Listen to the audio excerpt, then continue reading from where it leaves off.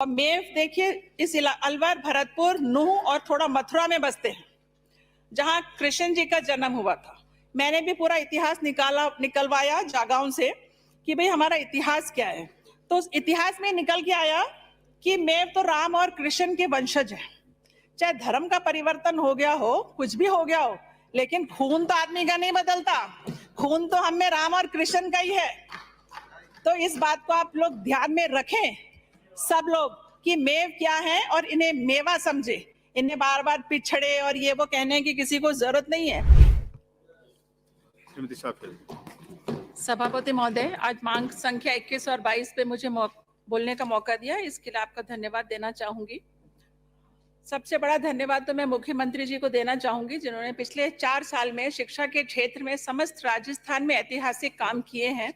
और मुझे लगता है, हालांकि पिछली सरकार ने भी ऐतिहासिक काम तो किए थे जब इन्होंने हजारों की संख्या में स्कूलों को बंद कर दिया था, लेकिन इस बार हमारे मुख्यमंत्री ने बड़ा दिल रखते हुए, हालांकि इनके इलाकों में, इनकी विधानसभाओं में खूब स्कूल क्रमोन्नत भी किए, कॉलेज भी खोले हैं, लेकिन मैं सुबह से देख रही हूँ ये बुराई करने में लग रहे हैं, अंत में आपसे मांग भी रहे हैं।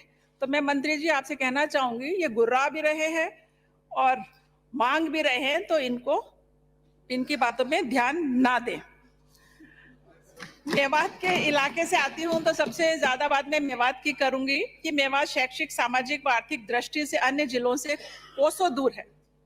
यहाँ शिक्षा का उजियाला करने के लिए प्रदेश व केंद्र सरकार की दर्जनों योजना आई, लेकिन फिर भी यहाँ शिक्षा का स्तर उस हिसाब से नहीं बढ़ पाया जिस हिसाब से बढ़ना चाहिए था। इसके पीछे अनेकों कारण रहे होंगे, लेकिन अध्यक्ष महोदय, फिर भी शिक्षा को धरातल पे लाना बहुत जरूरी है और इसके लिए हमें कड़े परिश्रम करने की जरूरत है। माननीय सभापति महोदय, मेवात क्षेत्र में अलवर व भरतपुर में 16 मेवात आवासीय विद्यालय हैं, जिन्हें 11 आवासीय विद्यालय जो अलवर में थे उन्हें तो शुरुआत कर दिया गया था, लेकिन भरतपुर के स्कूलों को शुरू नहीं किया गया है। तो मैं तो आपसे मांग करूंगी कि इन स्कूलों को अल्पसंख्यक डिपार्टमेंट को दिया जाए और इन स्कूलों को भी शुरू किया जाए। इसमें बहुत सारा बजट इंफ्रास्ट्रक्चर के लिए मेवात बोर्ड से दिया गया है, तो अच्छे स्कूल बन जाएंगे। और ये स्कूल, मुख्यमंत्री जी ने भी इनके लिए आश्वासन दिया था कि 8वीं के स्कूल है, गर्ल्स स्कूल है, इनको 12वीं कर दिया जाएगा, लेकिन अभी तक ये 12वीं नहीं हुए। मैं इस सदन के माध्यम से आपसे मांग करूंगी इन स्कूलों को 12वीं किया जाए, क्योंकि राजस्थान के समस्त गर्ल्स स्कूल, चाहे वो कस्तूरबा गांधी भी तो 12th हो गए हैं, लेकिन हमारे मेवात के स्कूल अभी भी 8वीं है। तो ये सबसे पुरजोर डिमांड मैं इस बात की आपके सामने करती हूँ। मेवात की बात करें तो अध्यक्ष जी, मेवात को पिछड़ापन, बैकवर्ड इस तरह से जोड़ा जाता है। सांगानेर से एक विधायक आते हैं, वो भी कह रहे थे, कल मुझे कह रहे थे जब पुलिस पे डिमांड थी कि विधायक जी, क्राइम तो आपके यहाँ से शुरू होता है, आपके यहाँ खत्म होता है। मतलब उनका कहने का मतलब था कि मेवात में ही क्राइम होता है, आता कहाँ से, हरियाणा से आता है और वापस चला जाता है। जैसे अभी आपने देखा कुछ दिनों पहले ही हरियाणा से लोग आए और हमारे 2 जुनेद और नासिर को किडनैप करके ले गए और उनको जिंदा जला दिया। उन्होंने बिल्कुल सच्चाई बयान करी है, बिल्कुल सच्चाई बयान करी है उस विधायक ने, ऐसा हुआ है। और हमारे भोले भाले लोग कर दिया उनका अंतिम संस्कार। अगर इनके यहाँ कुछ हो जाता ना, ये तो 12 दिन तक नहीं करते और जाने क्या क्या मांगते, लेकिन हमारे भोले भाले लोग थे, उनको तो समझ नहीं थी, वो तो छोटा मोटा जो आश्वासन दिया उसमें हो गए। तो घाटमिका की घटना इस बात को दर्शाती है कि इलाका बहुत पिछड़ा हुआ है, तो लोगों का स्तर हमें बढ़ाना ही पड़ेगा, वरना तो वो लोग भी डिमांड करते ना कि 1 करोड़ भी दो सरकारी नौकरियां दो, क्यों नहीं कर पाए? क्योंकि उनको इतनी समझ नहीं थी। तो मैं इस सदन के माध्यम से डिमांड करती हूँ, उन लोगों को वही सभी मिलना चाहिए जो उदयपुर में कन्हैया को मिला था। ये उनका अधिकार है। आदमी कोई भी मरे, जीवन का मूल्य सबका समान है इस देश में, इस लोकतंत्र में। आप इसमें भेदभाव नहीं कर सकते। आप डेवलपमेंट में तो भेदभाव कर सकते हो, लेकिन इस बारे में जो मौलिक अधिकार हैं लोगों के, उसमें आप भेदभाव नहीं कर सकते हो। ये संविधान में लिखा हुआ है जो डॉक्टर भीमराव अंबेडकर जी ने लिखा था। अब बात करें हम शिक्षा की, तो मैं कहना चाहूंगी कि राजस्थान में आपका कोटा एक ऐसा कोचिंग सेंटर बन गया है, एक रोल मॉडल बन गया है। और कोचिंग सेंटर्स हमारे भी अलवर में भी हैं। अभी कुछ दिनों पहले मेरे सामने जब 24 से अभी बोर्ड एग्जाम थे, तब कुछ बच्चों का फोन आया कि मैडम हमें हमारे प्रिंसिपल हॉल टिकट नहीं दे रहे हैं। मैंने पूछा क्यों नहीं दे रहे हैं? कह रहे मैडम हम कोचिंग सेंटर में जाते हैं, हमारी फीस तो कोचिंग सेंटर वाले ये स्कूल को देते हैं, फिर वो हमें हॉल टिकट देते हैं।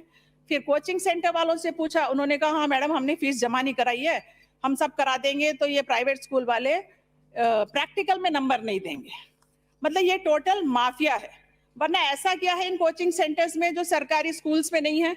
सरकारी स्कूल्स के टीचर्स अच्छे हैं, क्वालिफाइड है, और ये टीचर्स जाके कोचिंग सेंटर्स में पढ़ाते हैं, और वो बच्चों को मानसिक प्रताड़ना इनकी वजह से हो रही है, कोचिंग सेंटर्स और ये प्राइवेट स्कूल वालों से। प्राइवेट स्कूल वाले उनको पेपर्स पे एडमिशन देते हैं, उनकी अटेंडेंस नहीं होती। तो मैं तो आपसे कहना चाहूंगी कि प्राइवेट स्कूल्स में 11th और 12th में बायोमेट्रिक अटेंडेंस आप कराइए, ताकि ये बच्चे उसी स्कूल में जाएं और कोचिंग में ना जाएं, ताकि सच्चाई सबके सामने आए। हजारों करोड़ रुपए कमा रहे हैं प्राइवेट स्कूल और कोचिंग सेंटर, और बेचारे गरीब बच्चे तो जा नहीं सकते हैं, तो वो रह जाते हैं, और इनका तो माफिया है। पेपर भी लीक होता है तो इनकी साठगांठ से ही होता है कोचिंग सेंटर से, ऐसे नहीं होता है।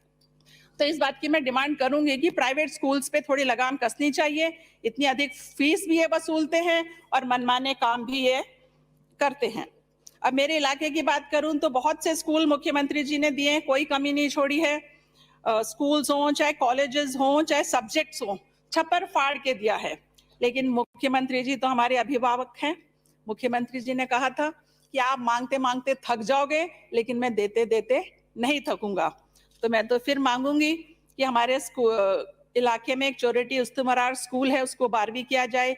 एक मांडकी में है, बुजाका में है, ईसन के पास में इन स्कूलों को भी 12th किया जाए, क्योंकि बहुत जरूरत है अगर हमें मेवात का सो कॉल्ड पिछड़ापन दूर करना है तो। इसके अलावा साडोली में एक बालिका स्कूल है जिसको 12th किया आपने, लेकिन वहाँ जगह की कमी है, तो हमें नई जगह अलॉट करवाई है, तो उसके लिए पूरी बिल्डिंग का पैसा भी मैं चाहूंगी सरकार की तरफ से दिया जाए। इसके अलावा साइंस सब्जेक्ट्स खुलने हैं, बल्कि मैं तो कहूंगी सभी 12th के स्कूल्स आपने जो प्रोन्नत किए हैं, सभी में साइंस सब्जेक्ट भी होना चाहिए और आर्ट्स भी होना चाहिए। वरना गांव में रहने वाले बच्चे बेचारे डॉक्टर इंजीनियर कैसे बनेंगे? तो सभी स्कूलों में साइंस हमारे यहाँ होना चाहिए। और बहुत से प्राइमरी स्कूल्स हैं जिनको जरूरत है आरटीई के अनुसार कि उनको 8वीं कर दिया जाए। और कॉलेज की बात करें तो मैं मंत्री जी से कहना चाहूंगी कि आपने 3 कॉलेजेस दिए हैं, फिर भी अगर एक पॉलिटेक्निक कॉलेज और आ जाए रामगढ़ में तो मुझे लगता है बहुत बड़ा काम हो जाएगा पूरे इलाके में। और जो रामगढ़ में कॉलेज है उसको राजकीय राजकीय कॉलेज बनाना चाहिए, पोस्ट ग्रेजुएट कॉलेज बनाना चाहिए, और कुछ सब्जेक्ट्स भी इसमें ऐड करने चाहिए। और महिला शिक्षा की बात करें सभापति जी, तो मुझे लगता है कि अन्य देशों की तुलना में हमारे देश में तो महिला शिक्षा बहुत ही पीछे चल रही है। और शिक्षा में मुझे लगता है कि इसको जो संभाल रहे हैं वो पूरे पुरुषों के हाथ में है। तो मुझे लगता है इस डिपार्टमेंट में ज्यादातर महिला ऑफिसर्स होनी चाहिए। हमारी बैठी हैं अर्चना अरोड़ा जी, इन्होंने पहले भी बहुत काम किया है, तो ऐसी आईएएस ऑफिसर्स अगर आप लगाएंगे शिक्षा विभाग में ज्यादा से ज्यादा, तो मुझे लगता बहुत अच्छा काम होगा। बल्कि मैं तो यही कहूंगी कि स्कूल जो आपने 12th करा दिए, तो हमें रूम्स मांगने की क्या जरूरत है? अगर आपने 12th का स्कूल कराया तो उसमें 12 कमरे होने ही चाहिए। अगर आपने 8वीं किया तो उसमें 8 कमरे होने चाहिए, और 5वीं है तो 5 कमरे होने चाहिए, और साइंस है तो लैब होना ही चाहिए। ये सारी चीजें मुझे लगता है मैनेजमेंट लेवल पे तय हो जानी चाहिए कि कहाँ किसकी जरूरत है, और उसके अनुसार इनको बांट देना चाहिए। मुख्यमंत्री जी ने बहुत काम किए, रोज बच्चों को दूध मिल रहा है, यूनिफॉर्म मिल रही है, 200 रुपए सिलाई के भी मिल रहे हैं। 200 रुपए के बारे में भी बहुत सारे एमएलए जिक्र कर रहे थे कि 200 रुपए में क्या होगा, कुछ तो होगा। ये भी बहुत बड़ी बात है कि कुछ तो होगा, कुछ दिया ही तो है, किसी से कुछ लिया तो नहीं है। लेकिन इसको जब नेगेटिव सोच होती है तो मुंह से भी सब बातें नेगेटिव ही निकलती है। और जो बात आई है इंग्लिश मीडियम की, बहुत बड़ा कदम है इंग्लिश मीडियम का। मुझे ध्यान है जब मैं पहली क्लास में थी तो मैं भरतपुर में थी, तो वहां तो अंग्रेजी भी हिंदी में पढ़ाते थे। फिर 5वीं क्लास में मैं साउथ इंडिया चली गई, तो वहां हिंदी की मैडम को ही बस हिंदी आती थी। तो ये बहुत फर्क था। आज से मैं 40-45 साल पहले की बात बता रही हूँ, और यहाँ स्कूल्स में अब इंग्लिश आ रही है। तो मतलब हम काफी, ये मानो कि 50 साल पीछे चल रहे हैं इंग्लिश के मामले में। तो ये करके इस बार बहुत अच्छा किया है कि बच्चों को जो वंचित रह रहे थे, प्राइवेट स्कूल्स में नहीं जा सकते थे, वो अब इंग्लिश का पढ़ने का उनको मौका मिलेगा। हालांकि टीचर्स की कमी है, सबकी कमी है, लेकिन एक दिन में सब कुछ नहीं सुधरता, इस बात को मैं समझती हूँ। लेकिन एक शुरुआत करी है, बहुत ही पॉजिटिव कदम है, और इसका बहुत पॉजिटिव असर हमारे स्टूडेंट्स में गया है, और सबने इसकी वाहवाही भी करी है। हालांकि थोड़ी स्टाफ की भी कमी हो सकती है, लेकिन अब टीचर की, शिक्षकों की भर्ती हो रही है, तो मुझे लगता है ये कमी भी दूर हो जाएगी। और पद खाली है इसीलिए भर्ती हो रही है, पद तो बढ़ाते रहते हैं, स्कूल बढ़े तो पद भी बढ़ेंगे, खाली होंगे तो भर्ती होएगी और नौजवान हमारे नौकरी में भी लगेंगे। अंत में मैं यही कहना चाहूंगी कि मेवात को पिछड़ेपन से ना जोड़ देखा जाए, जितना ज्यादा हो सके मेवात में विकास होना चाहिए। इसके लिए मेवात बोर्ड भी बनाया गया था, जिसका बजट पिछली बार 25 करोड़ था। मुझे लगता है उसको कम से कम 100 करोड़ होना चाहिए। इस बार का सारा बजट स्कूल्स में लगा है, रूम्स में लगा है, पूरा 100% बजट उसमें लगा है। और 3 विधायक यहाँ मेवात से आते हैं, 3 विधायक आते हैं, तो मुझे लगता है कुछ ना कुछ बढ़िया इलाके में हमारे होना चाहिए, ताकि लोगों को भी लगे कि हमने उनके लिए काम किया है। और मेव देखिए, इस अलवर, भरतपुर, नूह और थोड़ा मथुरा में बसते हैं, जहां कृष्ण जी का जन्म हुआ था। मैंने भी पूरा इतिहास निकलवाया जागाओं से कि भाई हमारा इतिहास क्या है। तो उस इतिहास में निकल के आया कि मेव तो राम और कृष्ण के वंशज है। चाहे धर्म का परिवर्तन हो गया हो, कुछ भी हो गया हो, लेकिन खून तो आदमी का नहीं बदलता। खून तो हम में राम और कृष्ण का ही है। तो इस बात को आप लोग ध्यान में रखें, सब लोग, कि मेव क्या है और इन्हें मेवा समझे। इन्हें बार बार पिछड़े और ये वो कहने की किसी को जरूरत नहीं है। अभी आप 10 साल में देखिएगा कि मेव कहाँ पहुंचे हुए। जब हम 3 विधायक यहाँ पहुंचे हुए, तो आप सोचो हम कहाँ कहाँ आगे भी पहुंच जाएंगे। तो सभापति महोदय जी, मैं यही कहना चाहूंगी कि बहुत कुछ दिया है और बहुत कुछ की उम्मीद हम आपसे करते हैं कि अब जब सीएम साहब यहाँ रिप्लाई बजट पास कराएंगे, तो मेवात के क्षेत्र के लिए सबसे ज्यादा से ज्यादा डेवलपमेंट के काम की घोषणा करेंगे। बहुत बहुत धन्यवाद। जय हिंद।